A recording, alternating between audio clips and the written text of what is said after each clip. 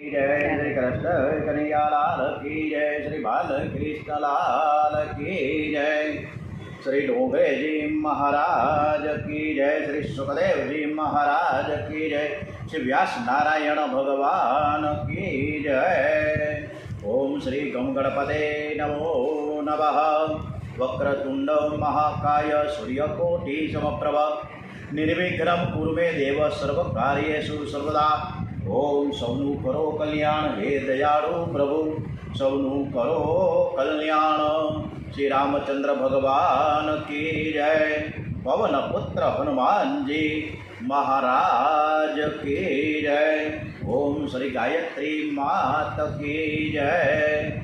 ओम भूर्भुवः स्वः तत्सवितुर्वरेण्यं भर्गो देवस्य धीमहि धियो यो नः प्रचोदयात्। ओम श्री भारत माता की जय। वंदे वेद मातरम, वंदे वेद मातरम, वंदे वेद मातरम। ओम भागवत भगवान जी महाराज की जय। आज 17મી મે 17/5/25 છે, વૈશાખ વદ પાંચમ છે, શનિવાર। આજની કથા આપણે શ્રી કૃષ્ણ પરમાત્માને સરસ રીતે સંભળાવીએ અને સ્મિત હાસ્ય સાથે આપણા કૃષ્ણ પરમાત્મા, રામચંદ્રજી, ગણપતિ દાદા અને હનુમાનજી મહારાજ સરસ રીતે સાંભળે છે એવા ભાવ સાથે આપણે આજની કથા કનખલ ક્ષેત્રમાં જઈ રહ્યા છીએ। સતીએ શિવજીનું માયનું નહીં અને વિચાર્યું છે કે હું યજ્ઞમાં જાઉં ને તો મારા પિતાને સમજાવીશ કે આ બધું વેરઝેર રહેવા દો। આવું કંઈક વિચારીને એ કનખલ ક્ષેત્રમાં યજ્ઞ મંડપમાં પહોંચ્યા છે। શિવજીના અર્ધાંગીની જાણીને સૌએ એને માન તો આપ્યું, પરંતુ સતીને તેમાંથી સંતોષ ન થયો। આદ્ય શક્તિ જગદંબે આજે પિતા દક્ષને વંદન કરે છે અને દક્ષ મુખ ફેરવી લે છે। સતી ફરીથી પ્રણામ કરે છે। સતીને જોતા દક્ષને ક્રોધ થયો કે આ વગર આમંત્રણ અહીં કેમ આવી? દક્ષ છે એ દક્ષ નથી, અદક્ષ છે। સતી વિચાર કરે કે મારા પિતાજી મારી સામે પણ જોતા નથી, તો હવે અહીં રહેવાની મારી ઈચ્છા નથી, હું ઘેર જઈશ। શિવજી તો ઉદાર છે, તે મારો સ્વીકાર કરશે। સતી યજ્ઞ મંડપમાં ફરે છે, જુએ છે તો સર્વદેવોની સ્થાપના હતી, એક શિવજીની સ્થાપના નહોતી। સતીએ જોયું તો યજ્ઞમાં દરેક દેવને યજ્ઞ ભાગ આપવામાં આવેલો, પણ શિવજીને યજ્ઞ ભાગ આપવામાં આવ્યો નથી। શિવજીનું આસન પણ રાખવામાં આવ્યું નથી। આજે ઈશાન દિશા ખુલ્લી છે, ખાલી છે। પતિએ સતીનું અપમાન કર્યું, સતીથી સહન કર્યું, પણ સતીથી શિવજીનું અપમાન સહન થતું નથી। સતીને અતિ દુઃખ થયું, સતીને ક્રોધ આવ્યો, માથે બાંધેલી વેણી છૂટી ગઈ। દેવો માતાજીને વંદન કરીને કહે છે કે માતા તમે ક્રોધ ના કરો। ત્યારે સતી કહે ક્રોધ હું બીજા ઉપર મારે કરવો નથી, મારે તો મારા શરીર ઉપર હું કરીશ। આ શરીરથી મેં પાપ કર્યું છે, પતિની આજ્ઞાનો મેં ભંગ કર્યો છે, પતિની આજ્ઞાનો મેં ભંગ કર્યો છે। આ શરીરને હું બાળીને ભસ્મીભૂત કરી નાખીશ। સત્ય ઉત્તર દિશા તરફ મુખ રાખીને બેઠા છે, શરીર છોડવા યોગ માર્ગમાં સ્થિર થયા। શિવજીનું ધ્યાન કરતા કરતા ઓમ નમઃ શિવાય, ઓમ નમઃ શિવાય, ઓમ નમઃ શિવાય ધ્યાન કરતા કરતા સતીએ શરીરમાં અગ્નિ તત્વની ભાવના કરી। અંદરથી ક્રોધાગ્નિ બહાર આવ્યો, તેનું શરીર બળવા લાગ્યું। આદ્ય શક્તિ જગદંબાનું અપમાન થયું છે, દક્ષનું કલ્યાણ નથી। નારદજી કૈલાસમાં, આ જાણકીની નારદજીને પ્રથમ થઈ ગઈ એટલે નારદજી તરત જ કૈલાસમાં શિવજીની પાસે પહોંચ્યા। કૈલાસમાં શિવજી સનકાલિક ઋષિઓને બ્રહ્મ વિદ્યાનો ઉપદેશ કરે છે। નારદજી કથામાં બેસીને રડે છે। શિવજી કારણ પૂછે ત્યારે નારદજી કહે હે નાથ, તમને ખબર છે કંઈ? યજ્ઞ મંડપમાં તમારું અપમાન સહન નહીં થવાથી સતી માતાએ પોતાના શરીરને બાળીમાં નાખ્યું છે। એમણે દેહ ત્યાગ કર્યો છે, આદ્ય શક્તિનો નાશ ન થાય। સતી ગુપ્ત રીતે શિવમાં મળી ગયા છે। નારદજી કે આપ આ લોકોને સજા કરો। ત્યારે શિવજી કે મારે કોઈને સજા કરવી નથી, પણ જ્યારે નારદજીએ કહ્યું કે તમારા ગણોને પણ માર પડ્યો છે. આ જાણીને શિવજીને થોડો ક્રોધ થયો. જટામાંથી વીરભદ્ર પ્રગટ થયા. શિવજી આજ્ઞા કરી દક્ષ પ્રજાપતિનો જે યજ્ઞ થઈ રહ્યો છે તે યજ્ઞનો તું નાશ કર. વીરભદ્ર યજ્ઞ મંડપમાં આવ્યા છે. બધું જ ખેદાન મેદાન કરી નાખ્યું. યજ્ઞનો નાશ કર્યો. યજ્ઞ ભૂમિ સ્મશાન ભૂમિ બની છે. યજ્ઞનો વિધ્વંસ થયો. દક્ષને પકડીને તેનું મસ્તક ધડથી અલગ કર્યું. દક્ષના યજ્ઞમાં જે બ્રાહ્મણો ગયા હતા એમને પણ માર પડ્યો. દેવોને સજા થઈ. આમ વીરભદ્રએ કોલાહલ મચાવી દીધો. અને હવે આપણે વીરભદ્ર સ્તુતિ કરવા જઈ રહ્યા છીએ. અને વીરભદ્રજીએ ત્યાં તહસ નહસ કરી નાખ્યું. એનું વર્ણન વીરભદ્ર સ્તુતિમાં. वीरभद्र भद्र वीर वीरभद्र वीर वीरभद्र भद्र वीर वीरभद्र वीर वीरभद्र भद्र वीर वीरभद्र वीर वीरभद्र भद्र वीर वीरभद्र वीर भद्रकाल लोचन पिशाच भूतनायक जटापटा भुजंगरा कपाल काल शोभन टम टम टम टम गुरुनाथ जम जम जम जम पना मल्लिका प्रचंड काल महाकाल भद्रका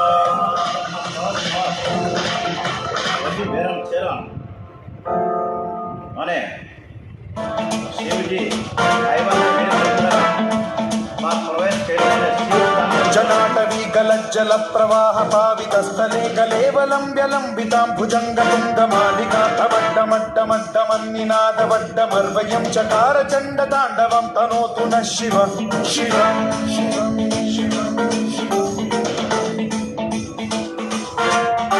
जटाकटाह सम्भ्रम भ्रम निलिम्ब निर्झरी विलोल वीचि वल्लरी विराजमान मूर्धनि धगद्धगद्धगज्ज्वलल्ललाट पट्ट पावके किशोर चन्द्रशेखरे रति प्रतिक्षणं मम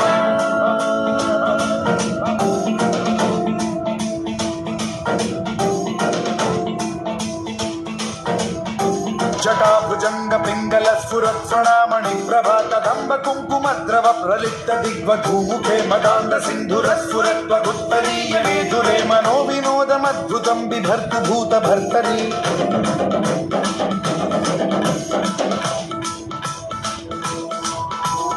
ओम नमः शिवाय. વીરભદ્ર યજ્ઞ મંડપમાં આવ્યા. બધું જ મેદાન કરી નાખ્યું. યજ્ઞનો નાશ કર્યો. યજ્ઞ ભૂમિ સ્મશાન ભૂમિ બની ગઈ. યજ્ઞનો વિધ્વંસ થયો. દક્ષને પકડીને એનું મસ્તક ધડથી અલગ કરી નાખ્યું. દક્ષના યજ્ઞમાં જે બ્રાહ્મણો હતા એને માર પડ્યો. દેવોને ખૂબ જ સજા થઈ. દેવો ગભરાઈ ગયા. બ્રહ્માજીને શરણે ગયા. બ્રહ્માજીએ ઠપકો આપ્યો, જે યજ્ઞમાં શિવ પૂજા થતી ન હોય, જે યજ્ઞમાં શિવ પૂજા ન થતી હોય તે યજ્ઞમાં તમારાથી કેમ જવાય? છતાં તમે ત્યાં જઈને મોટી ભૂલ કરી છે. હવે તમે શિવજીની પાસે જઈને તમારી ભૂલની માફી માંગો. દેવો કહે, અમારી એકલા જવાની હિંમત થતી નથી, તમે પણ અમારી સાથે આવો.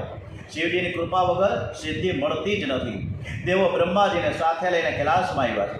શિવજીને પ્રણામ કરીને બેઠા. બ્રહ્માજી સાષ્ટાંગ પ્રણામ કરીને હસતા હસતા કહે છે, યજ્ઞને ઉત્પન્ન કરનાર આપ છો ને વિધ્વંસ કરનાર પણ આપ છો. યજ્ઞ પરિપૂર્ણ થાય એવું તમે કરો. તમે પણ ત્યાં પધારો.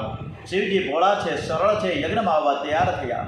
એ દેવોની સાથે યજ્ઞ મંડપમાં આવ્યા હતા. જોયું તો મહા ઉત્પાત મચી ગયો. યજ્ઞ મંડપમાં રુધિરની નદીઓ વહેતી હતી. આ બધું જોઈ તેમને લાગ્યું કે નક્કી આ બધું જ કામ પોતે મોકલે વીરભદ્રનું જ હોવું જોઈએ. એમણે વીરભદ્રને ઠપકો આપ્યો. વીરભદ્રે માફી માંગી. દક્ષના દળ ઉપર બકરાનું માથું લગાડી દેવામાં આવ્યું. શિવજી કૃપા દ્રષ્ટિથી જુએ છે. દક્ષ પ્રજાપતિ જાગૃત થયા. તે શિવ સ્તુતિ કરવા લાગ્યા. દક્ષ પ્રજાપતિ શિવજીની પાસે આવીને તેની પૂજા કરતા કહેવા લાગ્યા કે મારી દીકરી સતીના દર્શન કરવા છે. હવે આપ કૃપા કરીને મારી આ ઈચ્છા પૂરી કરો. શિવજી ધરતી સામે જોઈને સતીને પૂછ્યું કે તમારે બહાર આવવું છે? સતીએ ના પાડી દીધી. હરિદ્વાર પાસે કનખલ ક્ષેત્ર છે. એ કનખલ તીર્થમાં ગંગા કિનારે દક્ષેશ્વર મહાદેવનું મંદિર છે. દક્ષ પ્રજાપતિએ શિવજીનું પૂજન કર્યું, ક્ષમા માંગી અને ચતુર્ભુજ નારાયણ પ્રગટ થયા. પ્રભુએ બધાનો ઉપદેશ કર્યો છે. પ્રભુએ, પરમાત્માએ, ઠાકોરજીએ એવો ઉપદેશ કર્યો કે શિવ છે મારો આત્મા છે. શિવમાં કુભાવ રાખે તે મારામાં જ કુભાવ રાખે છે. અને હરિ અને હર બંને એક જ છે. ભગવાન શંકર નારાયણના સેવક છે. શ્રી રામચંદ્રજીના સેવક સખા છે, સ્વામી પણ છે. શિવજીના મહિમાનું વર્ણન કોણ કરી શકે? 2 અક્ષરનું નામ શિવ મુખમાંથી નીકળે તો અનેક પાતકોનો જ વિનાશ થાય છે. અને જ્યારે આપણા સગા વહાલા કોઈ પણ સ્નેહીજન મૃત્યુ પામે ને ત્યારે દશા, એકાદશા, 12મું, 13મું આ બધું જે કાંઈ થાય છે ને એ મોટા ભાગે શિવજીને ત્યાં શિવજીના મંદિરે જઈ થાય છે. આપણે ઉઠમણું બેસણું પણ કરીએ ત્યારે પણ આપણે શિવજીના મંદિરે જ કરીએ છીએ. એટલે આ જીવ છે શિવજીના ચરણોમાં સ્થાપિત થાય છે. એટલે આપણે શિવજીને પ્રાર્થના કરીએ છીએ કે અમારો જે આ સગા છે, અમારા વહાલા છે, જે સ્નેહી છે, મિત્ર છે, એ તમારે ત્યાં પહોંચ્યા છે, તમારા ચરણમાં તમે એને આશરો આપજો એવી વિનંતી સાથે આપણે ત્યાં મંદિરે જઈને વિધિ કરીએ છીએ. પ્રભુએ તેઓને ઉપદેશ કર્યો કે શિવજીમાં ને મારામાં જરાય ભેદ નથી. ભક્ત અને ભગવાન અંદરથી એક જ હોય છે. જ્યારે પ્રભુએ રામેશ્વરની સ્થાપના કરી ત્યારે ઋષિઓએ રામજીને પૂછ્યું કે મહારાજ, રામેશ્વરનો અર્થ સમજાવો. રામજીએ ખૂબ જ સરળતાથી અર્થ કર્યો છે કે રામના જે ઈશ્વર હોય ને તે જ રામેશ્વર છે. શિવ મારા સ્વામી છે, હું એમની પૂજા કરું છું. રામજીના આ અર્થ શંકર ભગવાનને ગમ્યો નહીં. શિવજી પ્રગટ થયા ને કહ્યું, ના ના, એવું નથી. રામ ઈશ્વર યસ્ય સહ રામેશ્વર. એનો અર્થ કે રામ છે ઈશ્વર, રામ છે ઈશ્વર જેના તે. રામ છે ઈશ્વર જેના તે, એનો હું રામદાસ છું. શ્રી રામ તો મારા સ્વામી છે. હું આખો દિવસ રામ નામનો જપ કરું છું. ઋષિએ કહ્યું કે રામ અને શિવ એક જ છે. શ્રી કૃષ્ણ અને શિવ એક જ છે.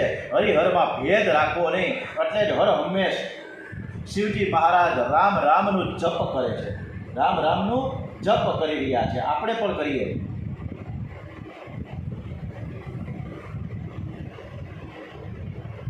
શ્રી રામ જય રામ, જય જય રામ.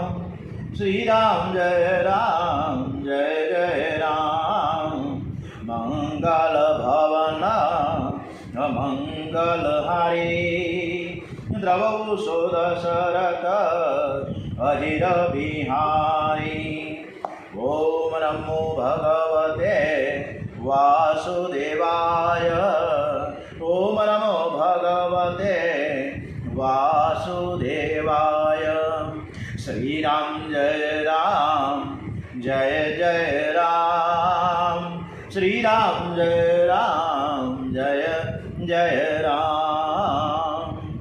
ઈશ્વર સર્વવ્યાપક છે, સર્વમાં છે. જે સર્વમાં ઈશ્વરના દર્શન કરે તે જ ખરો વૈષ્ણવ છે.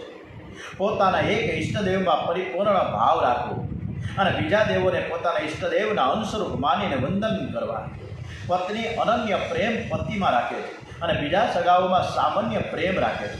કેટલાક વૈષ્ણવો કહે છે કે હવે શિવજીની પૂજા કરીએ તો અમને અન્ય આશ્રયનો દોષ લાગે. આ ભૂલ છે. શિવજીની પૂજા અને સેવા અને 11 પહેલાં થવી જોઈએ. તપના પણ અનેક પ્રકારો બતાવ્યા છે ડોંગરેજી મહારાજે કે દુઃખ સહન કરીને સતકર્મ કરે એને તપ કહે છે. ઉપાસના કરવી એ તપ છે. અમાસ અને પૂર્ણિમા જેવા પવિત્ર દિવસે ઉપવાસ કરવો, પરોપકારમાં શરીર ઘસાવવું એ પણ તપ છે. પરંતુ ગીતાજીમાં તપની સુંદર વ્યાખ્યા આપી છે. ભાવ સંશોધન અને અંતઃકરણની પવિત્રતા એ મોટું માનસિક તપ છે.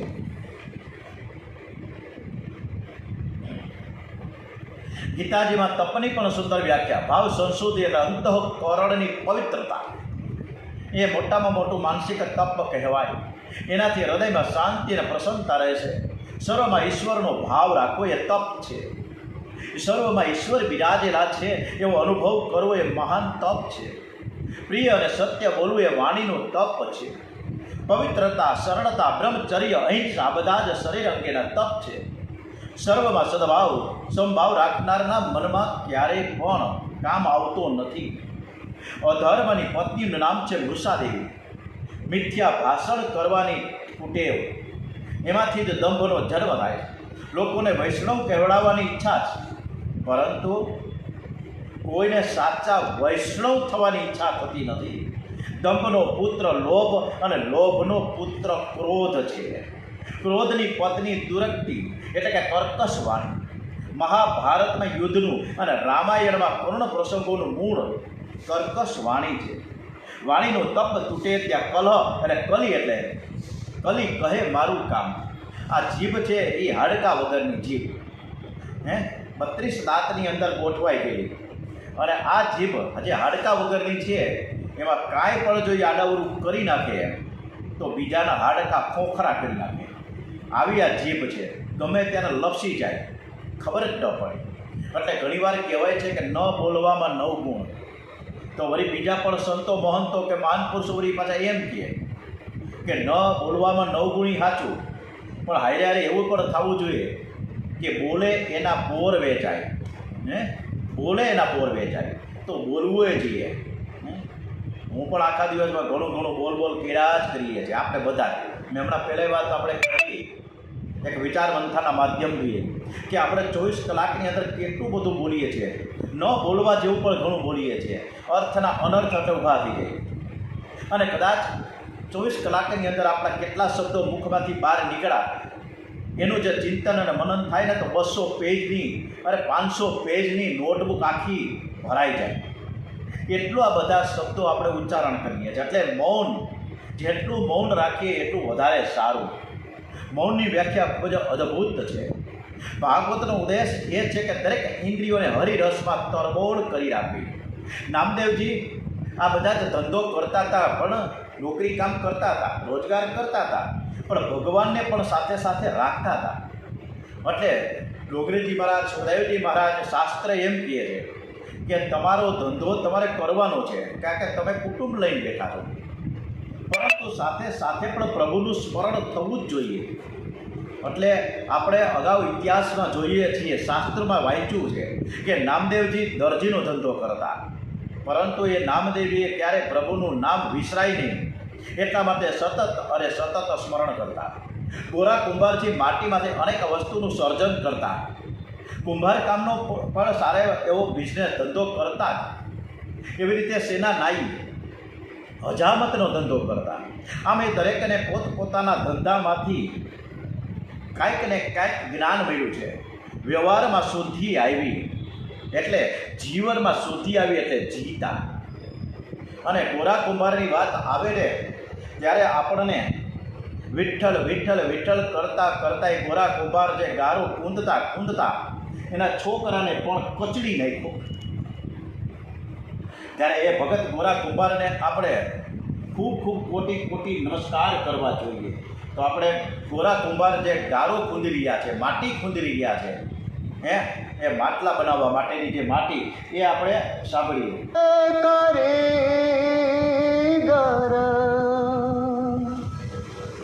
માટીનો ચાકડો ચાલુ છે. હાથે તો ઘડાયો માટીના મનખા,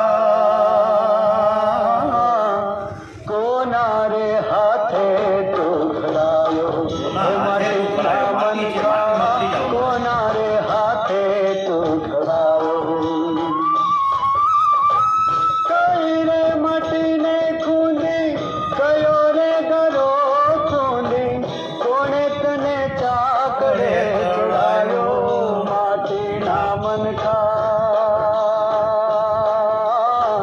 કોના રે હાથે તો ઘડાયો માટીના મનખા, કોના રે હાથે તો ઘડાયો. ધીમે ધીમે ઘોડિયામાંથી નીચે આવીને એ ઘોડિયામાં જે ગોરા કુંભાર માટી વિઠ્ઠલ વિઠ્ઠલ વિઠ્ઠલ વિઠ્ઠલ વિઠ્ઠલ રાધે શ્યામ, વિઠ્ઠલ વિઠ્ઠલ વિઠ્ઠલ વિઠ્ઠલ રાધે શ્યામ, કુંજરનો પંખી બોલે વિઠ્ઠલ વિઠ્ઠલ રાધે શ્યામ, વિઠ્ઠલ વિઠ્ઠલ વિઠ્ઠલ વિઠ્ઠલ વિઠ્ઠલ વિઠ્ઠલ રાધે શ્યામ. આ ગોરા કુંભાર એકનો એક દીકરો, 1.25 વર્ષનો, અને બાકડિયા જ્યારે ઘરમાંથી ફળિયામાં આવ્યો અને આંગણામાં આવ્યો અને જે ગારો ખૂંદતા માટી ખૂંદતો ગોરા કુંભાર વિઠ્ઠલ વિઠ્ઠલ વિઠ્ઠલનું ધૂન ચાલુ હતી. એકદમ ભગવાનમાં તન્મયતા હતી, એકદમ લગ્ન હતી એમની સાથે. ખૂબ સરસ મજાના ભાવથી આંખ બંધ કરીને એ ગોરા કુંભાર વિઠ્ઠલ વિઠ્ઠલ વિઠ્ઠલાનું નાદ કરી રહ્યો હતો. ઓલો છોકરો ધીમે ધીમે ધીમે ધીમે કરતા કરતા કરતા એ ગોરા કુંભાર જે માટી ખૂંદતો હતો ત્યાં આવી ગયો. ધીમે ધીમે એ છોકરાને બાળકને શું ખબર પડે, શું ભાન પડે, એ તરત જ એના બાપાને, એના પપ્પાને, એના ફાધરને પકડવા માટે એ ત્યાં ગારો જે કૂદતો હતો ત્યાં એ આવી ગયો. ગોરા કુંભારને ખબર નથી અને એકદમ તન્મયતાથી ચાલે છે.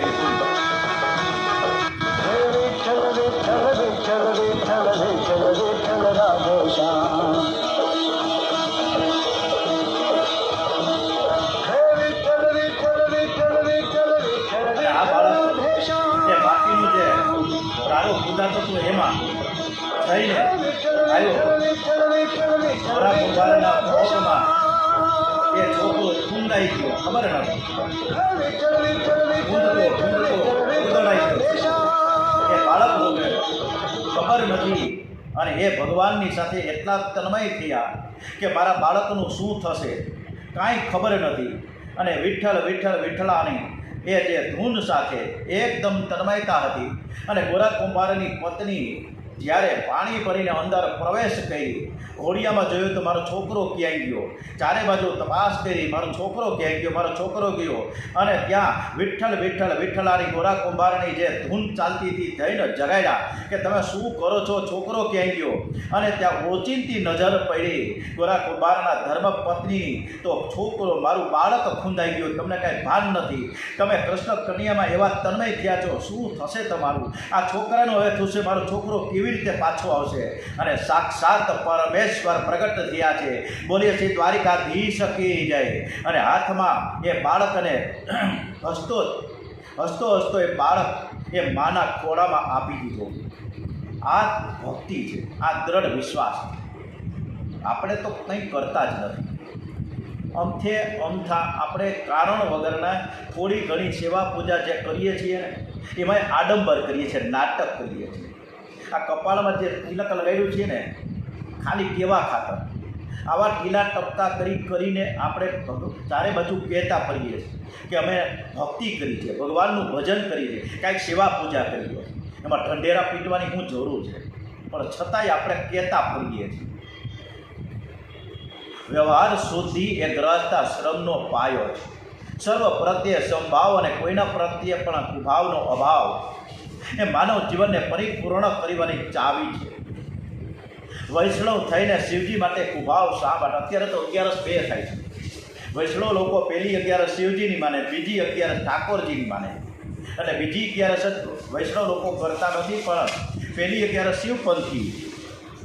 આવી રીતના બે ભેદભાવ થયા, પક્ષપાત થાય છે. એમાં દરેક વૈષ્ણવોને નમસ્કાર સાથે વિનંતી કરવામાં આવે છે કે ગમે 11 એક હોય કે બે હોય કે 5 હોય, 11 રીયો વાંધો નથી, બધી 11 રીયો, પણ એમાં એક એવો કુભાવ શું કામ રાખવો શિવજી પ્રત્યે કે આ પહેલીથી અમે ન કરીએ તો શિવજી માટેની છે, શિવપંથીઓ માટેની છે, અમારે તો ઠાકોરજીની કહેવાય. શા માટે? શું જરૂર છે? હરિને હરિ એક જ છે. અને શ્રી કૃષ્ણ પરમાત્મા એવું કહ્યું છે કે શિવજીથી મારો આત્મા છે. 24 કલાક પરમાત્માની પૂજા થવી જોઈએ. તમારે અહરની પૂજા માટે કાંઈ વાંધો છોડવાની જરૂર નથી. ધંધો ક્યાંય પણ તમે ધંધો કરો, પણ ધંધાની સાથે હાલતા ને ચાલતા શ્રી કૃષ્ણ શરણમ મમ, શ્રી રામ જય સ્વામિનારાયણ સ્વામિનારાયણ, શ્રી કૃષ્ણ શરણમ મમ કરતા રહીએ. તમે જે દેવની પૂજા કરો છો તે દેવ સર્વત્ર છે એમ માનીને સર્વ પ્રત્યે આદર અને પ્રેમ વડે સર્વમાં તમારા ઈષ્ટદેવની પૂજા સર્વકાળ કરો. માનવે પરોપકારને ભૂલવું ન જોઈએ, કારણ કે આપણે જ્યારે શરીર આપ્યું છે, મને બુદ્ધિ આપ્યા છે, ત્યારે પૈસો ખર્ચવો નથી, કાંઈ નથી કરવું જોઈએ. પૈસો ન ખર્ચો તો કાંઈ નહીં, પણ શરીર તો ઘસાવું બીજાને માટે, બીજાને સુખી કરવા ઈચ્છે છે તે કદી દુઃખી થતો નથી. એ પરોપકાર કરવાના હેતુથી પરમાત્માએ વરા એટલે કે ભૂંડનું સ્વરૂપ લીધું. બોલો, કોઈ ભૂંડનું સ્વરૂપ, કોઈ આપણે કહે તમે ભૂંડડા થઈ જાઓ, આપણે ભૂંડડા થાય? ભૂંડ કેવી રીતે થાવ? આપણે ભૂંડને જોઈએ તો શુભ ચડે. તો પરમાત્મા એવા પરમેશ્વર છે જે આપણા માટે પૃથ્વીને બહાર કાઢવા માટે એને ભૂંડનું સ્વરૂપ ધારણ કર્યું છે. અને એ ભૂંડે પાછા એ પરમાત્મા ભૂંડનું સ્વરૂપ લઈને ઉકરડામાં ફર્યા હતા. આપણે ઉકરડામાં નજર પણ ન નાખીએ. અને આગળ ઓલી મહાનગરપાલિકાની કચરાની ગાડી જો છે આગળ હાલી જતી હોય ને આપણે પાછળ સ્કૂટરમાં હાઈરા જતા હોય તો આપણે આમ કરી ગામને આગળ જવા જોઈએ, એની ગંધ બહુ આવે છે. પણ ત્યારે તો આ વરાહ ભગવાન જે ભૂંડના સ્વરૂપમાં છે એ ઉકરડામાં ફર્યા હતા. ભગવાને માછલાનું સ્વરૂપ લીધું, કાચબાનું રૂપ લીધું, અને સાગરમાં વિચરતા બધે આપણને આ કથાની ખબર છે. એમને એમ લાગ્યું કે જો આમ નહીં કરું તો આ સમાજ સુખી નહીં થાય. રાક્ષસોએ તામસી શક્તિ વધારી પ્રજાને પીડવા માંડી. ત્યારે પરમાત્માએ લીલા કરી, વરાહ રૂપ ધારણ કરી તેઓ પૃથ્વીને રસાતળમાંથી બહાર લાવ્યા. પ્રત્યેક મનુષ્ય પરોપકારની પ્રવૃત્તિમાં જોડાવું જ જોઈએ. જે બીજાનું ભલું કરે તેનું ભલું જ થાય છે. કોકને દુઃખે દુઃખી થવું જોઈએ. કોકને એટલું તો પૂછે, ભાઈ તમને કેમ છે? થોડુંક વાસામાં પીઠમાં આપણે હાથ ફેરવે, ભાઈ કેમ છે? તને સારું તો છે ને? બૈરી છોકરાઓ બરાબર છે ને? ધંધો તો બરાબર ચાલી રહ્યો છે ને? બસ આટલું પૂછો, કેટલી શાંતિ થાય, કેટલો આનંદ આવે એને કે મને કોકે પૂછ્યું. કાંઈક ને કાંઈક બીજાના માટે કાંઈક સારું હિત જોઈએ. અને બીજાના ચહેરા ઉપર જ્યારે એનું સ્માઇલિંગ આવે ને ત્યારે ભગવાન રાજીના રેડ થઈ જાય કે આપણા દ્વારા કોઈ દિન દુખ્યો દરિદ્ર નારાયણના ચહેરા ઉપર આપણે મુસ્કરાહટ લઈ આવી દીધી. અને ત્યારે ખૂબ સરસ મજાનું મને એક ગીત બહુ ભેગું છે જે તમને આપની સમક્ષ રજૂ કરવા માગું છું.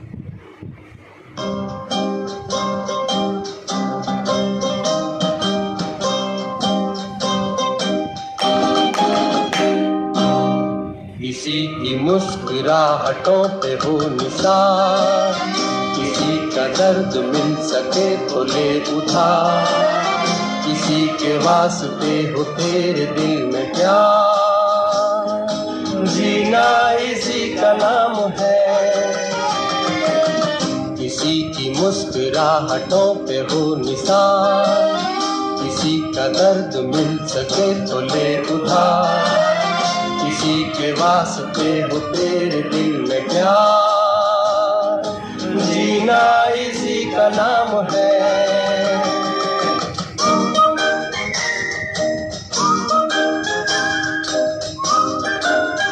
જીના ઇસી કા નામ હૈ કે કોઈના ચહેરા ઉપર આપણે સરસ મજાનું સ્માઇલિંગ જ્યારે કાંઈ એને 5 પૈસા દેવા નથી, આપણે ન દેતોય કાંઈ નહીં, પણ ખાલી પૂછીએ કે ભાઈ તને કેમ છે, તને કેમ છે, એ ખરા દિલથી પૂછીએ. અને આપણે બધા જ એવા સગાવાલાઓ છીએ. કોકના આપણે ભાઈ છીએ તો કોકના મામા છીએ, કોકના કાકા છીએ, કોકની કાકી છે, કોકની મામી છે, કોકનો બાપ છીએ, કોકની મા છે, કોકના બહેન છીએ. અને જ્યારે કોઈ આપણા જ સગાવાલા મિત્રમાંથી કોઈને સપોર્ટની જરૂર પડે તો યથા પ્રસંગે આપણે સાચા અર્થમાં ઊભા રહીએ, સાચા અર્થમાં. બાકી તો કેવો વળે કેટલાક કંઈ કામકાજ હોય તો કહેજો, એટલું કંઈ જતા રહીએ. અરે કામકાજ તો ઘણું છે ભાઈ. 24 કલાક સુધી તું અહીંયા હોસ્પિટલમાં રહીને, મારી મા બીમાર છે, અત્યારે કોઈ અત્યારે છે નહીં તો તમે 24 કલાક સેવા આપી શકશો? ના, એ મારું કામ નહીં, મારે ઘણું કામ કરે. મારે લાખ રૂપિયાની જરૂર છે, મારે ડૉક્ટરને બિલ દેવાનું છે, તમે આપી શકશો? ના ના, અત્યારે મારી પાસે પૈસા નથી. હમણાં જ એક પ્લોટ 100 વારનો લઈ લીધો ને એમાં પૈસા મુકાઈ ગયા, હવે મારી પાસે કાવડ્યું નથી. હાવ ખોટું જ બોલવું છે. આ આપણે સગા કહેવાય છે? બિલકુલ નહીં. આપણે ફક્ત કહેવાતા સગા છીએ. સાચા અર્થમાં સગા જો રાખવા હોય ને એનું ઉપનામ કે સાચા સગા અઘરું બહુ છે. એની પાસે અંદરની સમર્પણની ભાવના હોવી જોઈએ, ત્યારે સાચા સગા થાય, બાકી એમ નહીં. હવે ધ્રુવજી મહારાજની કથા તરફ આપણે પ્રયાણ કરીએ. આ દિવ્ય ગાથા એટલી બધી અદ્ભુત છે. આજના મેં વિચાર મંથનમાં આપની સમક્ષ એવું મૂક્યું છે કે રોજ સવારે 8 થી 9ની જે આ કથા છે, જે લાઈવ, એ કથામાં ડાયરેક્ટ તમારે જોડાવવું હોય તો મેં તમને લિંક મોકલી છે. રોજ હું લિંક મોકલીશ, તો એ લિંક ઉપર તમે ટચ કરો, સીધા ડાયરેક્ટ બીજા અમારા પરીક્ષિત શ્રીઓની સાથે તમે લાઈવ કથા સાંભળી શકશો. આ કથા 8 થી 9 દરમિયાન અમારા જે શ્રોતાજનો છે, જે અત્યારે લાઈવ સાંભળી રહ્યા છે, એમાં કોઈના પણ જન્મદિવસ હોય, લગ્ન દિવસ હોય, કોઈ સગાવાલાનું મૃત્યુ થયું હોય તો એના બધાના મંત્રોચ્ચાર થાય છે. આ કથા દરમિયાન કથા પૂર્ણ થાય પછી 6 વખત મહામૃત્યુંજય મંત્ર થાય છે કે એક ભારતીય સેનાના નવજવાન માટે થાય છે કે એનું મનોબળ મજબૂત થાય, એને હાનિ ન પહોંચે, જે આપણા દેશનું રક્ષણ કરી ગયા છે.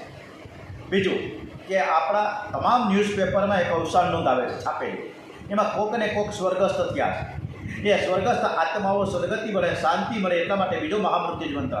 ત્રીજો, જે હોસ્પિટલમાં છે અને જે સારવાર હેઠળ છે, અંડર ઓબ્ઝર્વેશન છે ડૉક્ટરની ટીમ નીચે, આ તમામ દર્દીઓ સાજા નરવા થઈને ઘરે પધારે એવા ભાવ સાથે ત્રીજો મહામૃત્યુંજય મંત્ર થાય છે. ચોથો, જે કમોતે મરી જાય છે, રેલની પટરીમાં કપાઈ જાય, ઝાડવામાંથી લટકી જાય, તળાવમાં પડી ગયા હોય, નદીમાં ડૂબી ગયા હોય, આ તમામ કમોતે મરી ગયા છે એ તમામ સદગત આત્માઓને રોજ રોજ આ મંત્ર મહામૃત્યુંજય મંત્ર થાય. 5મો મહામૃત્યુંજય મંત્ર કે આપણા તમામ નાના નાના બાળ ગોપાળ છે, આપણા દીકરા દીકરીઓના સંતાનો, આપણા નાના નાના બાળ ગોપાળ કે જે સંસ્કારવાન જીવન જીવે, ભારતનું નાગરિકત્વ ઉજ્જવળ બનાવે અને આપણા ભારત દેશની શાન ઉજ્જવળ કરે, એમનું જે બુદ્ધિ ધન છે ને એ આપણા દેશમાં ન્યોછાવર કરે. કેનેડા, જર્મની, અમેરિકામાં જઈ અને એના બુદ્ધિ અને પૈસા ન્યા ન નાખે, અહીંયા આપણા દેશમાં. અને છેલ્લો છઠ્ઠો, આપણા પૂર્વજોનો વડીલો માટે જે સદગત થયા છે, જે અંતરિક્ષમાં છે, એ આપણને ઉપર અમિત દ્રષ્ટિ કરે, કૃપા દ્રષ્ટિ કરતા રહે એવા ભાવ સાથે 6 મહામૃત્યુંજય મંત્ર થાય છે. કાયમ ને કાયમ શાંતિ પાઠ કરવામાં આવે છે. ઓમ દ્યોઃ શાંતિ અંતરિક્ષ ગુણ શાંતિ પૃથ્વી શાંતિ આપઃ શાંતિ રોષધય શાંતિ. આ શાંતિ પાઠ એટલા માટે થાય દરેકને શાંતિ શાંતિ શાંતિ રહે, કોઈને ત્યાં અશાંતિનું વાતાવરણ ન રહે, ક્યાંય પણ કુરુક્ષેત્રનું મેદાન ન બને, દરેકને અયોધ્યામય, દરેકનું ઘર રહે એવા ભાવ સાથે શાંતિ પાઠ થાય. અને છેલ્લે ગણપતિ બાપાથી શરૂ થાય છે અને ઓમ નમઃ પાર્વતી પતે હર 56 ભોગનું જે રીતે આપણે ભોગની સામગ્રી ધરીએ છીએ ઠાકોરજીને, એવી રીતે 56 ભોગનું થેન્ક યુ કહેવામાં આવે છે. એ 56 ભોગના આભાર વિધિ વ્યક્ત કરવા કે જેના થકી આપણે માનવ શરીર પ્રાપ્ત થયું છે. ભગવાને પશુ પક્ષી પણ બનાવી શકતા હતા, એમ છતાં પણ આપણે માનવ શરીર આપ્યું ને ત્યારે ભગવાનનો આભાર વ્યક્ત કરીએ કે આપણે હાજર નરવા રાખ્યા છે. રક્તપિત્તની હોસ્પિટલમાં કોકની ખબર કાઢવા જાજો, ખબર પડે, કોકને હાથ ન હોય ને કોકને પગ ન હોય ને, કેટલી બધી મુશ્કેલીઓ છે અત્યારે. કેટલા બધા અંધ લોકો અત્યારે આ દુનિયામાં વિચરણ કરી રહ્યા છે કે જે બ્લાઇન્ડ છે, એને ખબર નથી કે દુનિયાની, એને દ્રષ્ટિ જ નથી તો દુનિયા કેવી છે, રંગબેરંગી ખબર જ નથી. તો આપણે તો સારી આંખ મળી છે ને, આપણે સારા હાથ પગ તો મળ્યા છે ને, ભગવાનનો આભાર તો વ્યક્ત કરીએ કે જેના થકી આપણે ઉજળા છીએ. એટલે ધ્રુવજીએ પણ આભાર વ્યક્ત કરવા માટે, તપશ્ચર્યા કરવા માટે ભગવાનનું સાનિધ્ય કર્યું. આ કથા એટલે દરરોજ આપણે દરેકને હું વિનંતી કરું છું કે આપ રોજ કથા વાંચો, સાંભળો. આ કથા પરમ પૂજ્ય ડોંગરેજી મહારાજ કથિત કથા છે, મહેશ જોશીની કથા છે જ નહીં, મને કંઈ આવડતું જ નથી. એટલે આ કથા તમે રોજ સાંભળો અને સાંભળ્યા પછી એવી કોઈ જરૂર નથી તમે સબસ્ક્રાઈબ કરો કે લાઈક કરો, જે કંઈ કરો સબસ્ક્રાઈબ તમારા માતા પિતાને કરો, મા બાપને કરો અને તમારા ઠાકોરજીને કરો. વિદુરજી પ્રશ્ન કરે છે કે મનુ મહારાજની 3 કન્યાઓના વંશનું વર્ણન સાંભળ્યું છે. હવે મનુ મહારાજના 2 પુત્રોના વંશ સાંભળવાની મારી ઈચ્છા છે. મનુ મહારાજને 2 પુત્રો છે, પ્રિવ્રત અને ઉતાનપાદ. પ્રિવ્રત રાજાના વંશની કથા 5મ સ્કંદમાં આવશે, જ્યારે ઉતાનપાદની કથા 4થ સ્કંદમાં આપણે અત્યારે લીધી છે. ઉતાનપાદની કથા એ જીવ માત્રની કથા છે. ઉતાનપાદ જીવ માત્રની કથા છે. પાદ શબ્દનો અર્થ થાય છે પગ, ઉતાન શબ્દનો અર્થ થાય છે ઉપર. જેના પગ ઉપર હોય, માથું નીચે હોય, એને ઉતાનપાદ કહેવામાં આવે. માના પેટમાં રહેલો જીવ ઉતાનપાદ છે. જીવ જન્મ લે છે ને ત્યારે માથું પહેલાં બહાર કાઢે અને પછી બહાર કાઢે, પછી પગ બહાર કાઢે છે. જેના પગ ઊંચે અને માથું નીચે તે ઉતાનપાદ. જન્મ વખતે દરેકની આ હાલત હોય છે. ઉતાનપાદને 2 રાણીઓ છે, એક સુરુચિ છે અને એક સુનીતિ છે. સુરુચિ દેખાવે ખૂબ સુંદર છે પણ તેનામાં ખાસ કોઈ ગુણ નથી. જ્યારે સુનીતિમાં ઘણા બધા સદગુણો છે, પણ તેમાં સૌંદર્યનો અભાવ છે. રાજાને સુરુચિ પ્યારી લાગે છે, જ્યારે સુનીતિ અળખામણી લાગે છે. સુનીતિને એક પુત્ર છે, તેનું નામ છે ઉત્તમ, અને સુનીતિને પણ એક પુત્ર છે, જેનું નામ છે ધ્રુવ. ઈશ્વરનું જ્ઞાન છે ને વિરક્ત ન થાય, વિલાસી ન થાય જ નહીં. વિષયો શ્રણિક જ ઉત્તમ સુખ આપે છે, એ શ્રણિક જ વિષયાનંદ છે. ઉત્તમ એ વિષયાનંદ છે. ઇન્દ્રિય અને વિષયનો સંયમ થાય ત્યારે શ્રણિક સુખ મળે છે. એ સુખ થતું નથી, પણ સુખનો ભાસ થાય. ભાગવતમાં સુખદેવજી મહારાજે વિષયાનંદ કેવો છે એનો સુંદર મજાનો એક દાખલો આપ્યો. વિષયાનંદ છે એ દરાજને ખંજરવા જેવો છે. દરાજ એ દરાજ જ્યારે આપણે થાય ને, આપણે ખંજરવા એવા જ કરીએ ત્યારે એવી મજા આવે નહીં. દરાજ થાય ને ત્યારે લોકો મલમ લગાડે છે, એ બરોબર, પણ જ્યારે એને મટવાનો સમય આવે ને ત્યારે ઉપડી આવે, બહુ જ ચડ આવે. આ ચડ સહન કરે ને સુખી થાય. અને આપણે જ્યારે નાક આ હાથથી જ્યારે એ ચડ આપણે જે ચડો ઉપડી હોય એ દરાજને ખંજોળીએ ને એટલે આપણા નખનું ઝેર લાગે, એટલે વધુને વધારે આ દરાજ ઉપડી આવે, એ કોઈ દી મટે નહીં. એટલે જે આ ચડ સહન કરી લઈએ એ સુખી થાય. કેટલાક ચડ સહન કરતા જ નથી, એટલે નખથી ખંજવાળીને એવું લાલ ચાઠા કરી નાખે, ભાઠા કરી નાખે. તેથી તેને 2-4 મિનિટ થોડીક રાહત લાગે, પણ તેથી નખનું ઝેર એવું લાગી જાય કે દરાજ વધતી જાની દરદ પછી સહન થતું નથી, અને પરિણામે આ ખંજવાળનાર પોતે ને પોતે દુઃખી થાય છે. દરાજની જેમ ઇન્દ્રિયોને પણ ચડાવે છે. ડોગરીજી મહારાજે એક એક શબ્દ, સુખદેવજી મહારાજે એક એક દ્રષ્ટાંત સરસ મુજવાયનું આપ્યું છે. આ દરાજની જેમ આપણી ઇન્દ્રિયો જે છે ને એને પણ ચડાવી જાય છે. ઇન્દ્રિયને તે વિષય આપવાથી 2-4 મિનિટ સુખનો ભાસ થાય. કે આજે ઉનાળો છે, સરસ મજાની રંગોલીનું આઈસ્ક્રીમ ખાવું છે, મજા નથી. હમણાં 15 દિવસથી આઈસ્ક્રીમ ખાતું નથી, શ્રીખંડ ખાતું નથી, ઢોકળા ખાતા નથી. એટલે ઇન્દ્રિયને વિષય આપવાથી 2-4 મિનિટ સુખનો ભાસ થાય, પરિણામે દુઃખ આપે છે.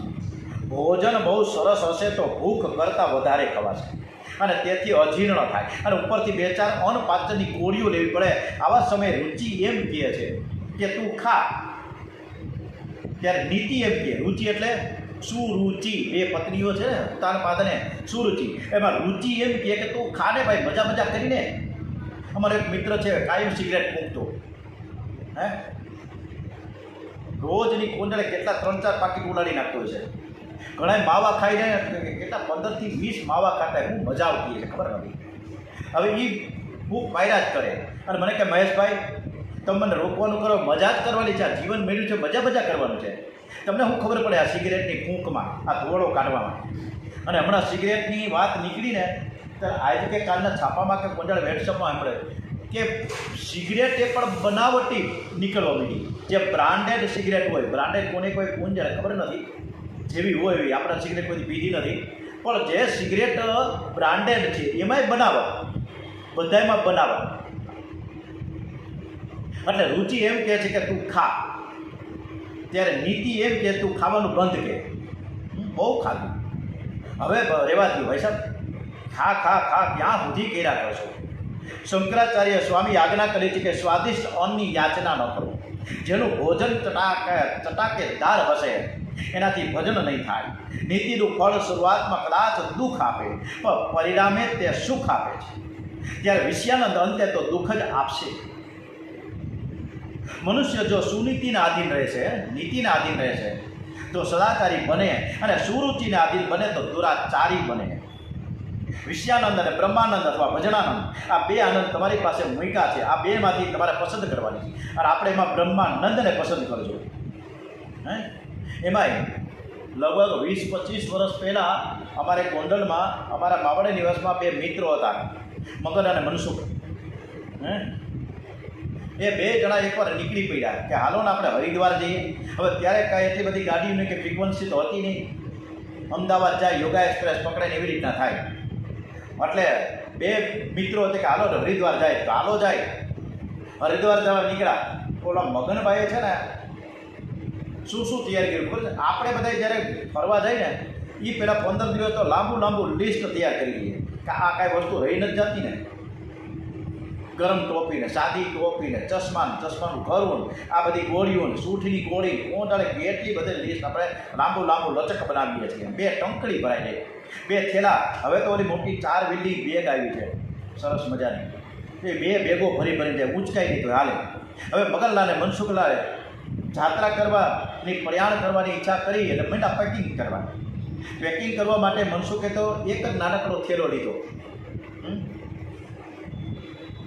અમારા એક નાયબ મામલતદાર છે નિવૃત્ત મનુભાઈ મકવાણા, એ પણ જ્યારે યાત્રા કરવા નીકળે ને ત્યારે હાવ નાનકડી એક થેલી જેવું જ રાખે, બહુ જાજુ રાખે જ નહીં, ઉપાડવામાં હાઈ રહીએ. હમણાં એ પ્રયાગરાજ ગયા હતા ને ત્યારે એને 10 કિલોમીટર લગભગ હાલ્યા છે, મહાકુંભ મેળો થયા ત્યારે એને કાંઈ તકલીફ ન પડી. હું કામ એની પાસે આટલું જ હતું લગે છે, અને બીજા એની સાથેના 7-8 મિત્રો પણ એની સાથે જ હતા. તો એણે મોટા લગભગ 25-30 કિલોના થેલા લઈને નીકળ્યા છે. તો 10 કિલોમીટર થાકીને રેબજે ભરી ગયા કે મનુભાઈ તમારું કામ બહુ સારું હોય, તમે આટલું જ લીધું. આ મજા છે, જેટલું ભેગું કરીને લઈ જાય એમાં દુઃખીના દાડિયા થવાય. હવે મગનભાઈએ તો પલંગ લીધો, ડાયટલું લીધું, હોસિકલ લીધું, ચાદર લીધી, 10 જોડી કપડાં લીધા ને વળી 3 જોડી તો પાછા ટુવાલ લીધા. આવું બધું લઈને બહાર નીકળતા હતા. મનસુખભાઈ મગન આ શું વળી આટલું બધું, એ તને ખબર ના પડી કે રાત્રે આપણે ક્યાંક શું ને કદાચ ટેન્ટ મળે કે બહાર ફળિયામાં મૂકવાનું થાય, રૂમ ન પણ મળે ત્યારે આપણો ખાટલો નાખીને કેવું સરસ મજાનું હોઈએ, મજા કેવી આવે. પણ આ ઉપાડશે કોણ કે આપણે ક્યાં ઉપર લઈએ, કુલી તો હોય જ નહીં કે આપણે પૈસા દઈને કુલી કરી લેવું, આપણે શું વાંધો છે. હાલી નીકળ્યા બે અમદાવાદના કાલુપુર રેલવે સ્ટેશને તો પહોંચી તો ગયા.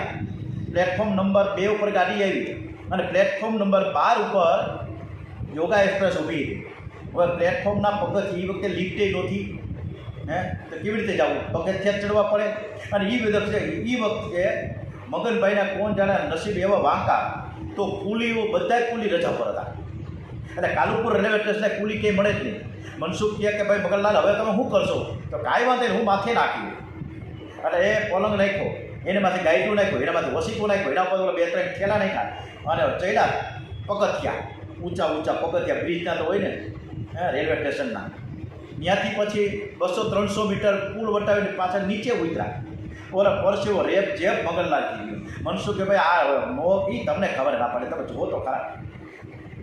અને પછી હરિદ્વાર ગયા, રૂમ તો મળ્યો નહીં એટલે બહાર ફળિયામાં નાખીને ભાઈ ઉતા પલંગ નાખ્યો, ગાયટું નાખ્યો, એવી મજા કરી. થોડોક આનંદ લેવા માટે આપણે બધા દુઃખ વેઠીએ છીએ, ગધા વૈતરું કરીએ છીએ આખા દિવસ દરમિયાન આપણા શરીર સુખની ખાતર. રાત્રે આપણે મજા કરીએ, આનંદ કરીએ એવા ભાવ સાથે. માનવ છે ને શ્રણિક સુખ ભોગવવા માટે આખો દિવસ દુઃખનું પહાડ લઈને માથે લઈને પીડા કરે છે. અતિ દુઃખ સહન કરી શ્રણિક સુખ ભોગવે છે. માનવ લૌકિક સુખ ભોગવવા માટે જેટલું દુઃખ સહન કરવું કરે છે ને, જો એટલું દુઃખ પરમાત્માને માટે સહન કરે ને તો ભગવાનને કોક દિવસ દયા આવે, પરમાત્મા પ્રગટ થાય. વિષય સુખ શ્રણિકનું છે તે પરિણામમાં રડાવે છે. જેમ મગનભાઈને પરસેવો રેપ જે પડી ગયો ને એમ આ બધી વિષયાનંદની વાત છે. સુનીતિનો બાળક ધ્રુવ એકવાર મિત્રની સાથે રમતો હતો. ત્યારે એક બાળકે કહ્યું કે આ ધ્રુવને એના પિતાએ કાઢી મૂક્યો છે. આમાં હલાહલી કરવાના જાજા હોય, હોળી જ કરવા હોય. ભાઈ તને ક્યાં પૂછ્યું છે કે એના બાપે કાઢી મૂક્યો કે નથી કાઢી મૂક્યો? પણ છતાંય આપણે બધા જ આ જ પ્રકારના છે. કોકની વાતમાં અથવા તો કોકની બાબતમાં, કોકના ઘર વ્યવહારમાં આપણે હોળી કરવી છે, આ તકલીફ છે. અને પછી છાનો મને આપણા ઘરમાં બેસી જવાનું, આ ધબાધબી બોલી જાય, આવું કારણ વગર નહીં લેવા નહીં દેવા. ઓલા ધ્રુવજીને એક બાળકે એના મિત્રએ કીધું કે તારા પિતાએ તને બહાર કાઢી મૂક્યા છે, તમે તો બહાર ઝૂંપડીમાં ગયો છો. અને આ સાંભળીને ધ્રુવ દોડતો ઘેર આવ્યો, માને પૂછે છે, માં એ બા મારે તમને કંઈક પૂછવું છે. બા ધ્રુવજી રડે છે, રોવા લાગ્યો છે. બા તમે મને કહો અહીંયા આપણે હું કામ રહીએ છીએ, મારા પિતાજી ક્યાં છે? મારું હૃદય ભરાઈ ગયું. બાળક હવે મોટો થઈ ગયો, કાંઈક સમજણો થઈ ગયો છે. એને હું કેવી રીતે કહું કે તારા પિતાએ મારો ત્યાગ કર્યો છે? સુનીતિ બાળકને સમજાય કે બેટા પેલા રાજમહેલમાં છે ને એ તારા પિતાજી રહે છે, આપણે અહીંયા રહીએ છીએ. ધ્રુવે કહ્યું કે બા મને તમે એટલું જ કહ્યું કે આપણે અહીંયા શું કામ રહીએ છીએ? મારે મારે મારે મારા પિતાને મળવા જવું છે, હું મળી શકું કે નહીં?